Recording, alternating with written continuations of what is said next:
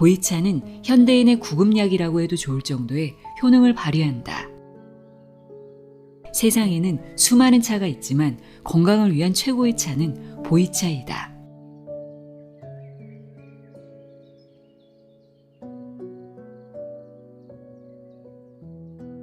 안녕하세요. 나의 소리책갈피 소리내어 읽다입니다. 오늘은 한의사 부부의 피해독과 체온 상승 비법을 담은 선제광 맹선숙의 건강을 마시는 습관 보이차 두 번째 시간입니다.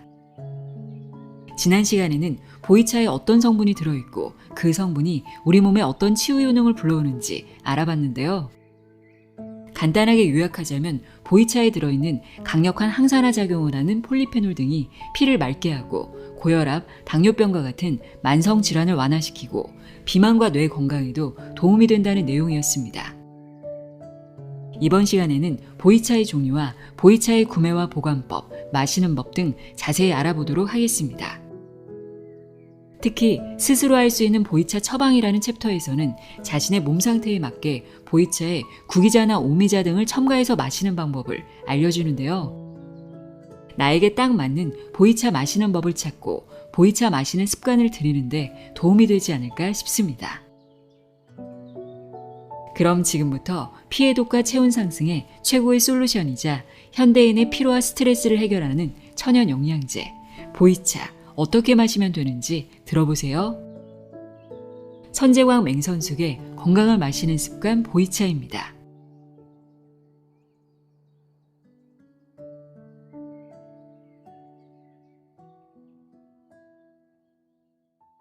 자연의 신비와 인간의 노력이 만들어낸 최고의 차, 보이차. 발효와 산화에 대한 오해. 발효는 보이차 생산 과정에서 가장 중요한 핵심이다. 발효 과정을 거쳐야만 보이차라고 불릴 수 있기 때문이다. 그런데 이 부분에서 그간 적지 않은 오해가 있었다. 과거 발효 과정을 과학적으로 잘 몰랐던 전문가들은 발효를 산화와 혼동했고 이로 인해 혼란이 발생했다. 이 혼란이 바로잡히지 못한 채 오랜 기간 전해오면서 보이차에 관한 잘못된 인식이 퍼졌고 지금도 보이차의 발효에 대해 일부 잘못된 인식을 가진 사람이 있다. 발효에 관해서 본격적으로 알아보기 전에 우선 보이차가 녹차, 우롱차, 홍차와 무엇이 같고 무엇이 다른지부터 이야기해보자. 차에 관해 잘 모르는 사람은 이 네 종류의 차가 찻잎부터 완전히 다르다고 오해하기 쉽다. 즉, 다른 차나무에서 딴 찻잎으로 다른 가공 과정을 거쳐 만들어진다고 여기는 것이다. 하지만 모두 같은 차나무에서 자란 같은 찻잎이 원재료이고 초기에는 거의 비슷한 가공 과정을 거친다. 이들의 독특한 맛과 향, 그리고 생김새를 만들어내는 결정적인 차이점은 발효이다. 발효의 유무와 정도 때문에 어떤 찻잎은 녹차가 되고 어떤 찻잎은 보이차가 된다. 보이차에만 유독 그냥 발효가 아닌 후발효라는 표현이 사용된다. 이는 다른 차의 발효와 보이차의 발효는 뭔가 다르다는 느낌이 들게 만든다. 초기에는 많은 사람이 이런 공식이 맞다고 생각하고 통용해 왔지만 사실 이는 완전히 잘못된 설명이다. 보이차의 2차 발효 과정 전까지 사용된 발효는 정확하게는 발효가 아닌 산화라고 해야 맞다. 정확하게 설명하면 다음과 같다. 녹차, 산화하지 않은 차, 산화율 0%, 발효율 0%.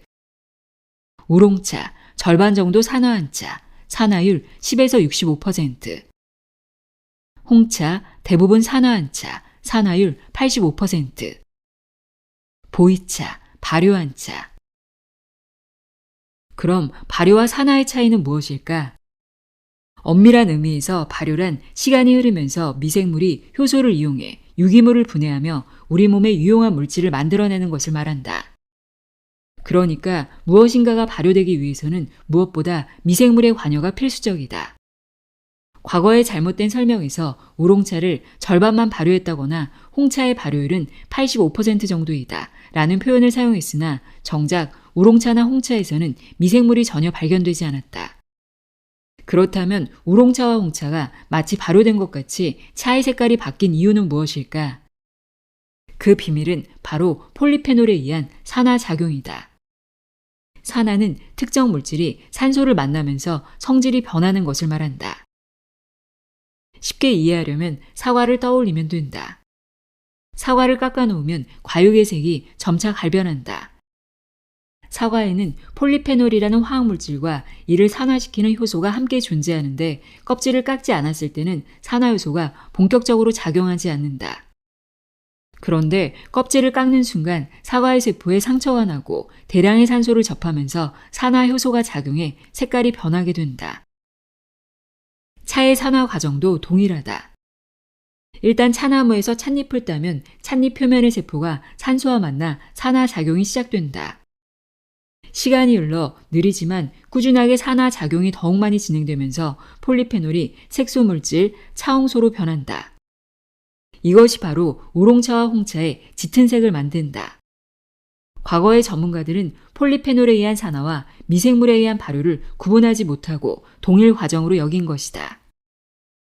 정리하면 다음과 같다. 녹차, 폴리페놀에 의한 산화가 없음. 우롱차, 홍차, 폴리페놀에 의한 산화. 보이차, 미생물에 의한 발효. 이렇게 산화와 발효는 미생물과 화학성분이라는 큰 차이를 갖는다. 보이차의 핵심은 산화가 아닌 발효임을 알아야 한다. 모차의 가공 과정, 생차와 숙차의 탄생. 이제 발효 과정을 좀 더 살펴보자.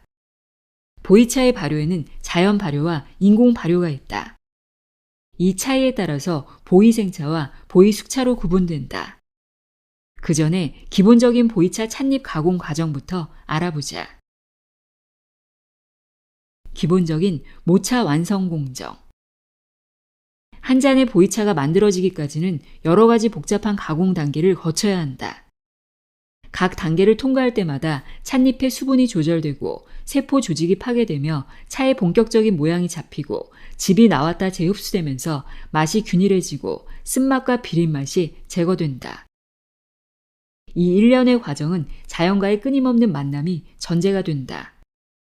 찻잎은 햇볕, 바람, 습기, 뜨거운 열기를 만나 서로 어우러진다. 그렇게 완성된 한 잔의 보이차에 한 잔의 자연이 담기게 된다. 찻잎에서 모차가 완성되는 일반 과정. 체업, 찻잎 따기에서 시작해 위조, 수분을 말려서 시들게 하기, 살청, 뜨거운 온도로 덮기, 유념, 손으로 주무르고 비비기, 쇠청, 햇볕에 말리기. 그 다음으로 이물질 제거와 품평, 마지막으로 모차 또는 쇠청 모차 완성. 쇠청 작업이 끝나면 모양이 좋지 않은 찻잎과 이물질을 정리한다. 이는 비교적 간단한 작업이지만 보이차의 품질에 상당한 영향을 미칠 수 있다. 차에 이물질이 섞여 있으면 누구라도 좋은 품질이라고 평가하기가 힘들기 때문이다. 가공을 마치면 맛과 빛깔을 보고 향기를 맡으며 가공 작업이 어느 정도 잘 되었는지 판단한다. 이런 품평을 통과하면 비로소 모차가 완성되었다고 할 수 있다. 모차를 때로는 쇠청 모차라고도 부른다. 생차와 숙차의 차이. 이후 자연 발효 과정을 거치면 보이생차, 인공 발효 과정을 거치면 보이숙차가 된다. 자연 발효에는 사람의 인위적인 개입이 없다. 마치 김치와 된장 등이 시간의 흐름에 따라 발효되는 것과 동일하다. 보이차 역시 처음에는 자연 발효로만 만들어졌다. 보이생차는 자연 발효. 쇠청 모차 상태에서 오랜 기간 동안 자연 발효를 시키는 보이차. 최소 10년은 지나야 제대로 된 맛을 낸다.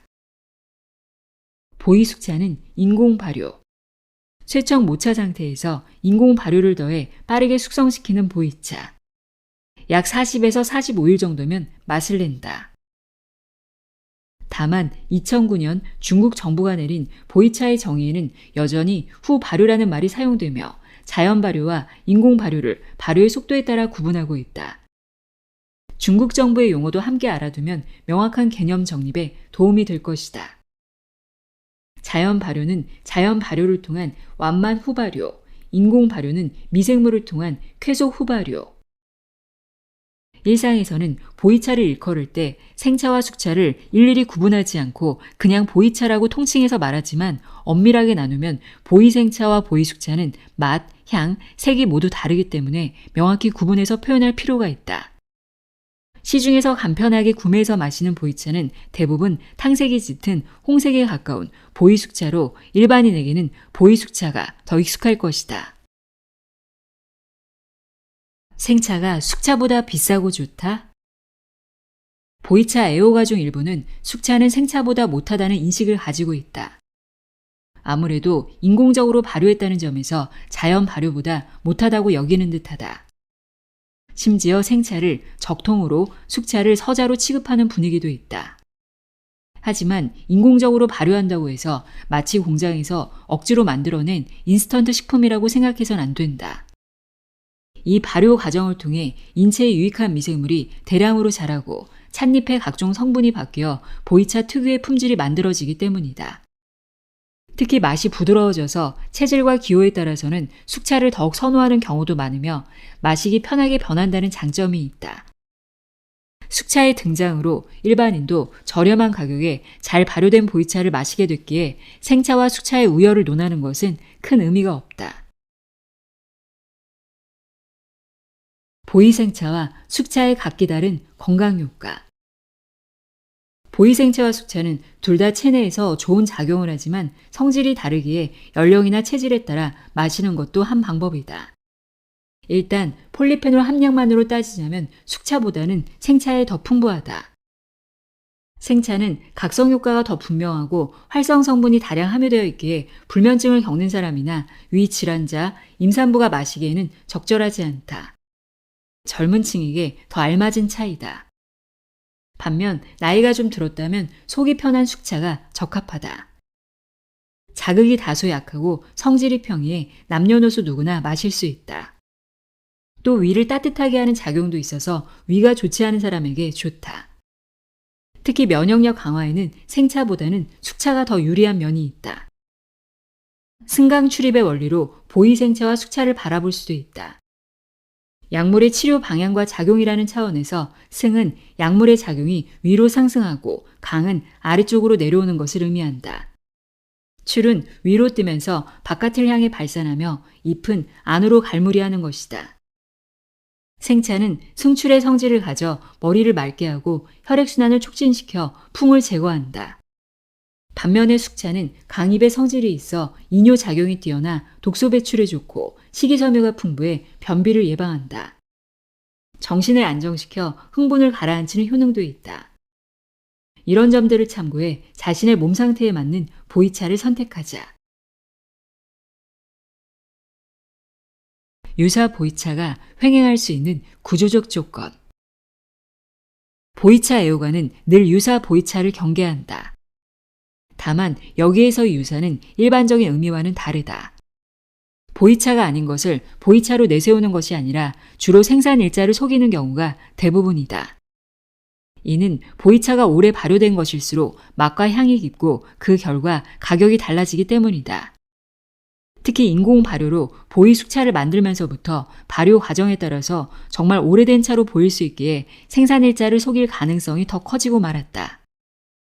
맛과 향에서 분명 차이가 나지만 일반인이 그 미묘한 변화를 알기 힘들기 때문이다. 따라서 적게는 5년, 심할 경우 20-30년 이상 생산 일자를 속이기도 한다. 또 한 가지, 차나무의 수령도 속이기 쉽다. 100년 이상 된 차나무를 고수라고 했는데 사실 생산자가 아닌 이상 몇 년이 된 차나무에서 찻잎을 땄는지 알 수가 없다. 그래서 수령이 얼마 되지 않은 나무의 잎으로 만들었음에도 포장지에는 고수차라고 하는 경우가 생긴다. 또 일부는 운남성에서 채취되지 않은 찻잎, 시간이 지나서 판매가 어려운 녹찻잎을 빠르게 인공 발효시켜 보이차로 속이기도 한다. 특히 보이차는 외형만 가지고 판단하기가 쉽지 않다. 녹차라면 그 푸른 빛깔만 봐도 좋은 제품인지 아닌지 알 수 있지만 보이차는 검은색에 가까운 갈색이기에 일반인은 색깔과 향기만으로 구분하기가 힘들다. 바로 이런 점도 보이차를 속여서 팔 수 있는 여지를 준다. 뿐만 아니라 보이차 자체가 입문하기 매우 어려운 차라는 인식을 주는 점도 속이기 쉬운 환경을 제공한다. 체업과 가공 과정, 보관 환경 등 각 단계에 따라 수십, 수백여 가지의 미세한 차이가 품질을 좌우한다. 그래서 일부 전문가는 처음 보이차를 연구할 때는 할 말이 참 많았는데 연구하면 할수록 보이차에 관해 모르는 게 많아져 오히려 할 말이 없어진다 라고 토로하기도 한다.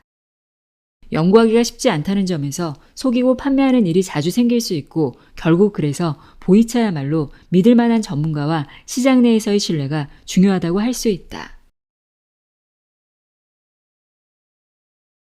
보이차의 역사를 이끌어온 차창과 대표 상품. 차창은 차밭을 소유하고 차를 생산 제조하는 회사를 말한다. 청나라 말기부터 유명 차창들이 나타나 보이차 산업의 발전에 큰 공헌을 해왔다. 하지만 중국이 공산화된 이후 사유재산이 인정되지 않으면서 개인 차창은 몰수되었다. 이후 중국 정부는 여러 차례의 통폐합을 거쳐 국영 보이차 차창을 4개로 재편하였다. 맹해 차창의 대익. 맹해 차창은 1930년대 중국 남경을 수도로 했던 국민정부가 설립했다. 맹해 차창은 대익이라는 상표를 쓴다. 차창 근처에서 조달되는 물이 맑고 깨끗해서 품질이 더욱 좋다는 평가가 있다. 곤명 차창의 복흥.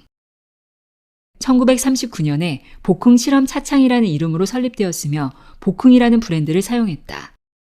이후 곤명 차엽 가공창으로 이름을 바꾸었고 1950년에 국유화되었으며 1960년대에 운남 곤명 차창으로 또다시 개명했다.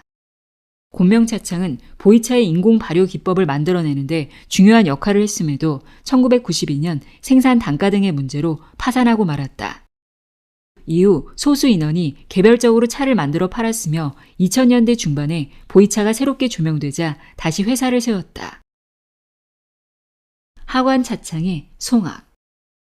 송악 브랜드를 사용하며 소나무와 핫그림을 제품 포장지에 인쇄한다.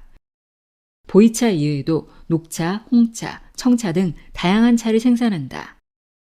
1974년부터 중차라는 브랜드로 프랑스에 첫 수출을 시작했는데 대성공을 거두었다. 이후 홍콩과 협력해 유럽 전 지역으로 수출을 했다. 당시 프랑스와 유럽의 과학자, 의학자들이 보이차의 효능에 관심을 가지고 연구한 결과를 발표하면서 많은 유럽인에게 알려졌다.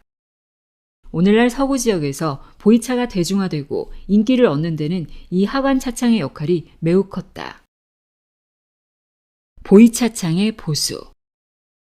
보이차창은 앞의 3대 차창과는 다르게 많이 알려지지 않았다.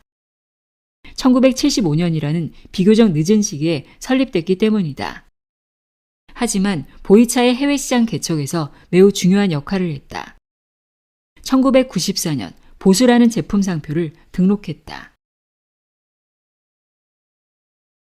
보이차의 구매와 보관, 마시는 법. 보이차는 여느 상품과는 다르게 구매에서부터 보관, 마시는 법까지 신경을 써야 하는 부분들이 있다. 우선 가격 면에서 워낙 천차만별이기 때문에 과연 어느 정도의 가격대에서 구매해야 하는지부터가 의문이다. 또 보이차는 오래 두고 마실 수 있다고 하지만 그것도 보관 방법에 따라 달라진다.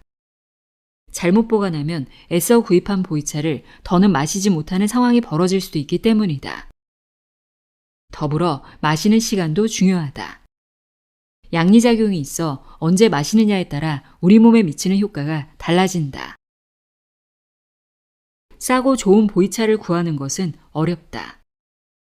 시중 상품의 가격 결정 요인은 수요와 공급, 원재료의 가격, 투자한 자본과 인건비 등등이다. 그런데 보이차는 이런 요인으로만 결정되지 않는다. 상인들의 의도적인 왜곡까지 개입하기에 상당히 복잡하다. 그럼에도 몇 가지 명확한 선택의 기준들이 있다. 대형 차창의 명성은 중요하다. 보이차는 어느 차창에서 만들어졌는지가 중요한 가격 결정 요인이다. 우리나라에서도 대기업에서 만들었다고 하면 어느 정도의 신뢰성이 담보되듯 보이차도 대형 차창, 유명 차창에서 만들었다고 하면 일단 품질이 보증되기에 가격이 비싸지는 경향이 있다. 다만 개인 차창이라고 무조건 무시해선 안 된다. 오히려 자신들만의 기술력과 전통에 대한 자부심으로 더욱 품질이 좋은 보이차를 만들어내기도 한다. 특히 가문의 명예를 걸고 보이차를 생산하는 개인 차창들이 여전히 존재한다. 따라서 대형 차창, 신뢰성 있는 개인 차창의 보이차를 구매하면 된다. 오래되면 비싸지고 몸에도 좋다. 보이차에서 세월은 그 누구도 범접할 수 없는 절대적인 기준이다. 다만 이는 보이 생차에 해당하며 보이 숙차에는 적용될 수 없다. 특히 오랜 세월을 묵은 보이 생차는 그만큼 몸에 좋은 작용을 하고 가격도 비싸다. 하지만 가격이 비싸다고 반드시 진품이라고 생각할 수는 없다. 맛은 무엇보다 중요하다. 결국 보이차는 입에서 느껴지는 맛이 중요할 수밖에 없다. 맛있는 음식이 맛없는 음식보다 비싼 것은 너무도 당연하다. 목넘김이 부드럽고 달고 깨끗하고 맑고 자극적이지 않은 것이 오래된 차이며 또 맛있는 차이다. 보이차의 세계에서 싸고 좋은 보이차를 구하는 것은 어렵다. 정말로 진품이며 100년 이상 된 보이차를 저렴한 가격에 구매할 수 없다는 것이다. 다만 좋은 차를 적절한 가격대에 살 수는 있다. 이 말은 자신의 소비 범위 내에서 최대한 좋은 차를 선택하는 것이 가장 현명한 방법이라는 의미이다. 공복에 마셔도 될까? 보이차는 단순한 물이 아니라 양리작용이 있기에 마시는 방법도 알아야 한다. 우선 공복에 마셔도 되는가 아니면 공복에는 피해야 하는가 라는 논의가 있다. 보이차는 녹차보다는 순하기에 아침 공복 상태에서 마셔도 상관이 없고 그 흡수력이 더 뛰어날 수 있다. 하지만 공복에 차를 마시면 어지럽고 늦은 저녁에 마시면 잠들기 쉽지 않다 라는 사람들도 있으니 공복에 보이차를 마시려면 먼저 자신의 몸 상태를 잘 살펴야 한다. 또 공복에는 너무 진하게 우려내는 것은 피해야 한다. 카페인에 민감한 사람은 가슴이 심하게 뛰거나 어지러운 증상이 생길 수 있으며 식은땀이 흐를 수도 있기 때문이다. 식전에 보이차를 너무 많이 마시면 소화에 도움이 되는 타액의 효소가 옅어질 가능성이 있으니 가능하면 식후에 마시는 것이 좋다. 식후차는 소화를 도와주고 점심때의 차는 정신을 차리게 해준다는 말이 있다. 점심 식사 후 마시는 것이 최적의 방법이라고 볼 수 있다. 우리 가족은 차를 아침, 점심, 저녁 3회 정도 계절이나 몸 상태에 맞춰 마신다. 한자리에서 성질이 다른 여러 차를 섞어서 마시는 일은 피해야 한다. 특히 보이차를 마실 때 녹차나 다른 황차 종류를 섞어 마시면 혈액순환에 다소의 문제가 생기는 경우도 있다. 다만 숙차와 생차를 섞어 마시는 것은 큰 문제가 없다. 또한 여름에는 생차, 겨울에는 숙차를 마실 수 있으며 오전과 오후에도 각각 생차, 숙차를 번갈아 마실 수 있다. 개인별로 그 효과가 조금씩 다르기에 경험을 통해 어떤 방식이 자신의 몸에 맞는지 결정하면 된다. 한약을 복용하고 있다면 주의. 한약을 복용하고 있는 임산부는 주의할 필요가 있다. 마시는 차와 약재 성분이 서로 충돌해 손발이 과도하게 뜨거워지거나 혹은 과도하게 차가워지는 증상이 생길 수 있으니 전문 한의사와 상의 후에 차를 마시는 것이 좋다. 일반인의 경우 한약이나 양약을 복용하고 있다면 보이차와 1시간 정도의 시간차를 두어야 한다. 한약과 양약에 포함된 수십여 가지의 성분들이 자칫 보이차의 성분과 섞여 약효를 떨어뜨릴 수 있기 때문이다. 온도와 농도를 맞추면 더 효능이 좋아. 묽고 따뜻한 보이차는 장수하게 한다는 말이 있다. 차는 너무 뜨겁거나 차갑게 마시면 오히려 위장에 좋지 않으니 30에서 50도 사이로 따뜻하게 마시는 것이 제일 좋다. 또한 너무 진하게 우리는 것도 좋지 않다. 보이차를 오랜 시간 다관에 담가둔 후 다음날 마시는 것은 권장하지 않는다. 하루 이상 다관에 담겨 있으면 차가 너무 진해져서 위장에 부담을 줄 수 있기 때문이다. 또 색깔이 혼탁하게 변하고 건강에 미치는 효능도 현저히 떨어진다. 때로는 보이차를 우려 마시는 것이 아니라 끓여서 마시는 경우도 있는데 지나치게 오래 끓여서 마시는 방법 역시 권장하지 않는다. 보이차의 유효 성분이 감소하고 비타민이 파괴될 수 있기 때문이다. 보이차는 꾸준히 오래 마실수록 더욱 몸에 좋은 영향을 미친다. 중국의 명의인 화타 역시 차를 오래 마시면 몸에 좋다라는 말을 하였다. 명현현상도 알아두자. 명현현상은 그간 몸에 축적되어 있는 독소와 노폐물이 급격하게 외부로 배출되면서 일시적으로 나타나는 이상 증상들이다. 그 증상은 사람의 체질과 상태에 따라 천차만별인데 설사나 복통, 어지러움 등이 생길 수 있다. 또 피부로 독소가 빠져나가면서 두드러기나 발진이 일어나기도 한다. 대장을 통해서 독소가 빠져나가면서 일시적인 변비 증상이 짧게는 2, 3일, 길면 15일 정도까지 이어질 수도 있다. 다만 이 증상이 다른 질병에 의한 것은 아닌지 종합적으로 살펴야 한다. 최적의 보관법은? 보이차 보관에서 반드시 기억해야 할 것은 다음의 3가지이다. 맑은 공기, 22에서 25도 사이 온도로 직사광선을 피하는 곳, 65에서 75% 사이 습도이다. 이것을 기준으로 하면 어떻게 보관해야 하는지 알 수 있다. 이 조건을 갖춘 가정 내 최적의 공간은 어디일까? 봄과 가을에는 베란다가 가장 적당하다. 여름에는 온도가 너무 올라갔기 때문에 실내가 좋다. 특히 장마철에 보이차를 베란다에 두면 습도가 너무 높아져 곰팡이가 필 가능성이 있다. 장마가 길게 이어지면 습도가 90%에 이를 수도 있기에 제습기를 통해 습기를 관리할 필요가 있다. 겨울에도 역시 실내가 좋은데 인체가 쾌적할 정도로 가습기를 틀어주면 보관에 도움이 된다. 무엇보다 특정 냄새가 나는 곳은 피하고 통풍이 잘 되는 곳을 선택해야 한다. 냉장고나 냉동고에 보관하면 장기간 변질을 막을 수 있다고 여길 수도 있지만 전혀 그렇지 않다. 오히려 통기성이 좋은 구운 온기에 넣어두는 것이 더 적절한 선택이다. 특히 자연 유약으로 구운 온기는 안팎의 공기순환이 잘 되어 좋다. 화학 유약을 바른 온기라면 오염의 가능성이 있으니 피해야 한다. 참고로 시중에는 차 보관용 전통 온기가 판매되고 있다. 종이박스나 플라스틱 용기에 보관하는 법도 생각해 볼 수 있다. 종이박스는 공기가 통하기 때문에 상관이 없다. 지퍼백에 보관하려면 지퍼를 꼭 채우지 않고 살짝 열어놓으면 된다. 공기와의 접촉이 유지되어야 보이차 특유의 숙성된 맛을 유지할 수 있기에 과도하게 밀폐된 플라스틱 용기는 피해야 한다. 통풍이 비교적 잘 되는 한지에 싸서 보관하는 것도 하나의 방법이다. 생차와 숙차를 동시에 즐기는 사람이라면 각각 따로 분리해서 보관해야 한다. 보이차를 간편하게 마시려면 간단한 차 도구인 워라벨을 이용하면 간편하게 마실 수 있다. 워라벨에 보이차를 넣고 물을 붓는다. 처음에 한 번은 차를 씻어내기 위해 버린 후 워라벨에 2번째 물을 부어 3분간 우린 다음 머그잔에 따라 마시면 된다.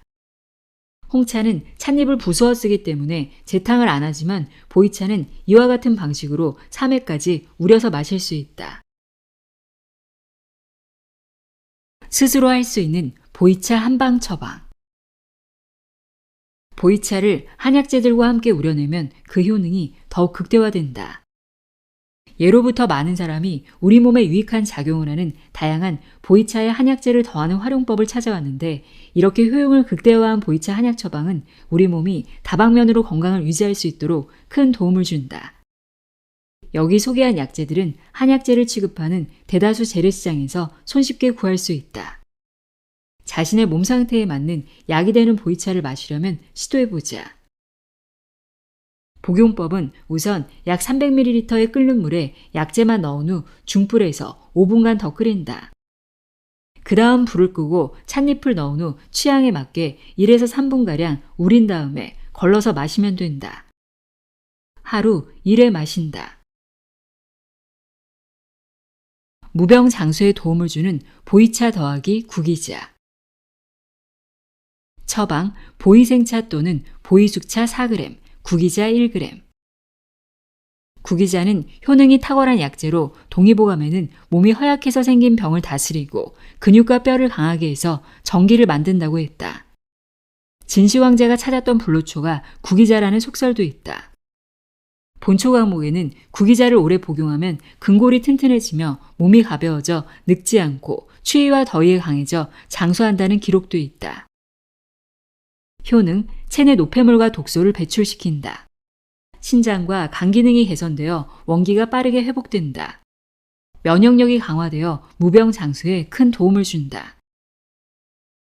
적응증, 허약으로 인한 어지럼증, 시력감퇴, 정력감퇴, 만성피로, 원기저하, 관절기능 저하, 기혈부족증, 요통, 슬관절통, 어깨통증, 근력저하, 빈뇨. 소화력 저하, 기침에 좋은 보이차 더하기 진피. 처방, 보이숙차 4g, 진피 1g. 귤껍질 말린 것을 귤피 혹은 진피라고 하며 효능이 다양해 한약재로 쓰인다. 귤에 비타민C가 많다고 하는데 과육보다 껍질의 4배 정도가 더 많다. 과거 우리 선조들은 귤껍질을 잘 말려 차로 달여 마시기도 했다. 소화기가 약한 사람에게 좋으며 다이어트 효과도 있다. 효능, 기순환과 소화액 분비를 촉진하여 위를 건강하게 한다. 기침을 먹게 하고 가래를 없애는 거담작용과 면역 증강 작용이 있다. 소화 촉진, 궤양 억제, 항알레르기, 항균 작용, 담즙 분비 촉진에 도움을 준다. 적응증, 소화불량, 식욕부진. 염증 제거에 도움되는 보이차 더하기 적작약. 처방, 보이생차 4g, 적작약 1g. 적작약은 중국에서 기원한 여러 해살이 풀로 우리나라에서는 한박꽃으로 불리기도 한다. 가을에 뿌리를 캐서 깨끗이 씻고 수염 뿌리를 제거해서 약재로 사용하는데 사포닌이 다량 함유되어 있어 경련을 진정시켜준다. 감초를 함께 넣어주면 더 탁월한 염증 제거 효능을 볼 수 있다.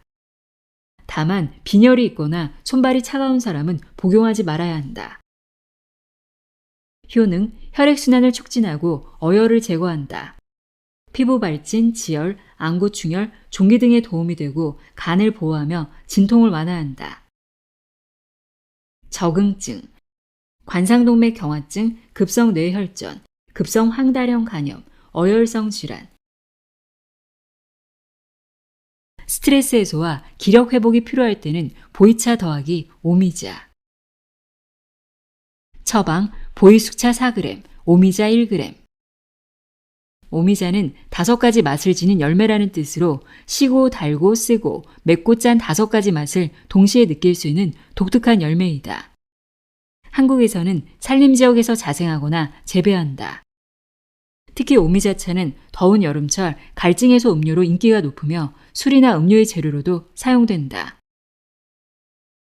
효능, 정신적인 안정감을 주고 심장을 강하게 한다. 간손상 방어작용, 뇌내 단백질 합성 촉진작용, 신체 방어력 증강, 항궤양, 항균, 항암작용, 자궁 수축작용, 중추신경 흥분작용, 항염, 항알레르기 작용을 한다. 적응증, 불면증, 건망증, 간염, 강경변, 소화장애, 고혈당, 정신적 불안증. 가래와 기침, 담 제거에 좋은 보이차 더하기 길경. 처방, 보이숙차 4g, 길경 1g. 길경은 도라지로 약간 쓰고 매운맛이 나는데 사포닌과 섬유질, 비타민, 미네랄 등이 매우 풍부해 약용과 식용으로 많이 활용해왔다. 특히 사포닌 성분은 기관지 기능을 활성화해서 기침과 가래에 탁월한 효과를 발휘한다. 또 알칼리 성분으로 칼슘, 칼륨, 철분 등이 함유되어 있다. 배와 함께 마시면 더 효과가 좋다. 효능, 기침과 가래를 없애고 소염 작용을 해서 인후염과 폐 농양에 좋다. 사포닌 성분이 호흡 기도 안의 점액 분비를 증가시켜 거담 작용도 뛰어나다. 적응증, 항염증, 혈당 강화, 항산화 작용, 비만 억제, 항암. 고지혈증 개선에 좋은 보이차 더하기 갈근. 처방, 보이숙차 4g, 갈근 1g. 칡뿌리를 말하는 갈근은 전통적인 한약재로 오랫동안 사랑받아왔다. 약간의 쓴맛과 특유의 향을 지니고 있어 차나 음료로 즐기기에도 좋다. 과잉 섭취하면 부작용이 있으니 적당하게 마셔야 하고 성질이 차갑기에 냉한 체질의 사람은 조심해서 섭취해야 한다. 동의보감에는 술 때문에 생긴 병이나 갈증에 매우 좋고 위에 열을 내려주고 위장에 탈이 났을 때 쓰면 효과가 있다고 기록되어 있다.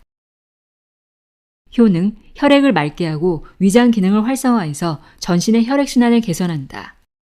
혈소판 응집 억제, 혈전 형성 억제 작용이 있다. 적응증, 고혈압, 고지혈증, 관상동맥 경화증, 심근경색, 부정맥. 암 예방과 치료에 좋은 보이차 더하기 감초. 처방, 보이숙차 4g, 감초 1g. 감초는 단맛이 있어 한약의 쓴맛을 줄여주고 100가지 독을 해독하는 작용을 한다. 혈액이 탁해지고 독소가 배출되지 않아서 생기는 대표적인 질병인 암 예방과 치료에도 도움이 될 수 있다. 특이한 냄새가 나고 맛은 달다. 효능, 기력을 상승시키고 통증을 다스리며 해열 해독 작용을 한다. 식욕이 떨어져 몸이 마르고 얼굴이 노래진 경우에 도움이 된다. 연구에 의하면 혈압 강화, 항염증, 진해, 진통작용이 있음이 증명되었다. 3주간 복용하자 위 12지장 궤양의 통증이 없어지거나 감소한 효과를 얻었다. 적응증, 복통, 설사, 사지경련, 종기, 아토피 피부염, 약물 중독, 식중독. 무릎 관절이 좋지 않을 때는 보이차 더하기 우술. 처방, 보이숙차 4g, 우술 1g. 우술은 줄기 마디가 마치 소의 무릎처럼 튀어나와 있다고 해서 붙여진 이름이다. 쇠 무릎이라고도 불리는데 농촌의 길가나 논두렁 등에서 흔하게 찾아볼 수 있다. 사포닌과 다량의 칼슘을 함유하고 있어서 관절염, 신경통, 타박상으로 인한 염증에 좋은 효과를 발휘한다. 다리가 무겁고 통증이 느껴질 때 사용한다. 효능, 근육과 골격을 강화하고 관절 기능을 개선해서 요통, 무릎 관절염, 하지 무력증에 효과가 좋다. 혈액순환과 이뇨 작용이 잘 되도록 돕는다. 면역력 강화, 항염 작용을 한다. 적응증, 고지혈증, 혈압 강화, 뇌기능 개선.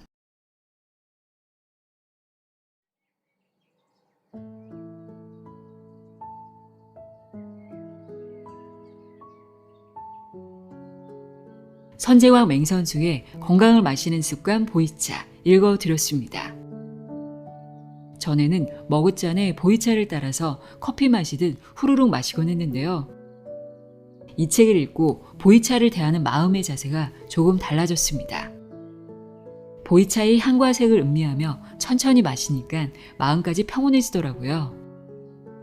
여러분도 보이차로 건강을 마시는 습관 가져보시길 바랍니다. 오늘도 함께해 주셔서 고맙습니다.